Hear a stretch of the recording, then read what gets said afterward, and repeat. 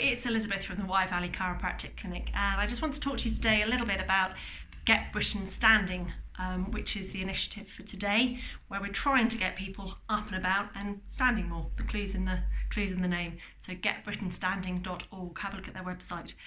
We know there's plenty of research out there that inactivity, sedentary behaviour, sitting for too long, particularly 8 to 10 hours a day, has a significant detrimental impact on our overall health and well-being. It doesn't take long to add up 8 to 10 hours of sitting. You think it can't possibly do that. 2 or 3 hours at your desk in the morning, a couple of hours at your desk in the afternoon, a couple of hours in front of the telly in the evenings. It all adds up. And we know from the research, there's plenty of research out there that is linked to 10 serious health issues. So inactivity, sedentary behaviour, particularly sitting for more than 8 to 10 hours, this is where the data comes from, but any sitting will add to it. So increased sedentary behaviour increases your risk of cardiovascular problems, so heart disease, high blood pressure, poor circulation. It's linked with an increased incidence of cancers. Endometrial cancer, breast cancer, colon cancer, and cancers in general are going to increase the more sedentary and inactive that we are. Diabetes, type 2 diabetes, so that's the one that tends to develop later in life or during life, and it's not necessarily linked to obesity. It's linked specifically to an inactivity in this instance, is what the research shows. Obviously, obesity and weight gain will enhance the risk of type 2 diabetes, but sedentary behaviours increase the risk too.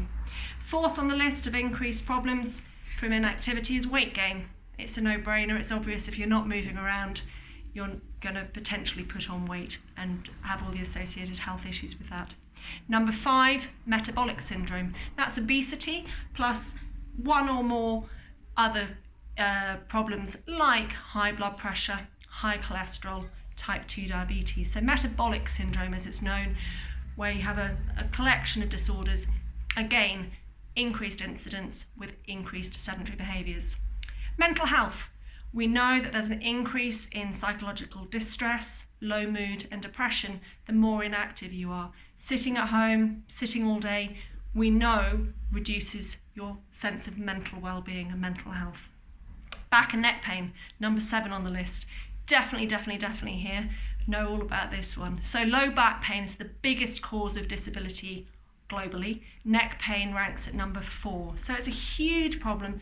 Something like 50% of people will suffer with back pain at any one time, and 80% of people will suffer with back pain at some stage in their life. So it's very, very common, but it's very debilitating. You know, I see it all day, every day, and you'll know as well how uncomfortable it is if you have back pain. But yes, sedentary behaviours, staying inactive, again, is not rocket science. You're going to stiffen up, you're going to struggle with your back and neck.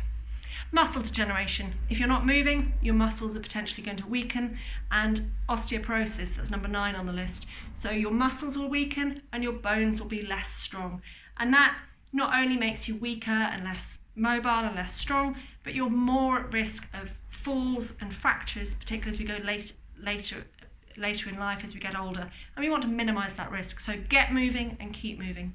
And finally, inactive behaviours, sedentary behaviours increases our risk of overall mortality from all causes. So there's between a 25 and 50% increase in mortality rate if you're inactive for 8 to 10 hours per day. So the data's all there, the research is all there. All you need to do is get moving, all right? So just get up, move around as much as you can. Stand up often. One thing I do when I'm teaching or if I'm doing lots of video consultations, between patients I'll stand up and I just march on the spot, starting off small and gradually lifting my knees and my arms higher, exaggerating the movement. And this just gets the circulation going, loosens everything up and frees it all up. We can walk and talk. Many more of us are working from home. We've got phone meetings. Take your phone out, put your headsets in, go for a brisk walk. Walk around the house, walk up and down the stairs. Zoom meetings, put your laptop on the windowsill. You'll get the nice natural light coming in from the window, and you can stand whilst you're doing it. I often write, typing at the kitchen worktops, or I put my laptop on the ironing board because I can raise it up and down to whichever height I want to be working. So I'm standing nice and tall, typing away whilst I'm working, rather than spending hours sitting at the desk. The other one as well, if you're chilling out in the evening, we're all allowed to chill out, put your remote control over by the telly. Stand up every advert break. Stand up, go and change channels. Park further away when you go to do your supermarket shop. Just incorporate as much exercise and activity as you can into everyday life. But really just get up and move around.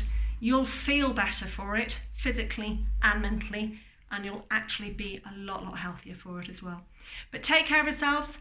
Have a look at the website, getbritainstanding.org.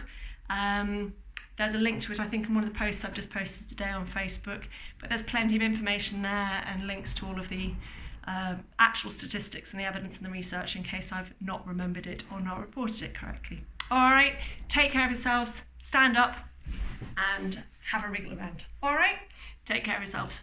Bye-bye.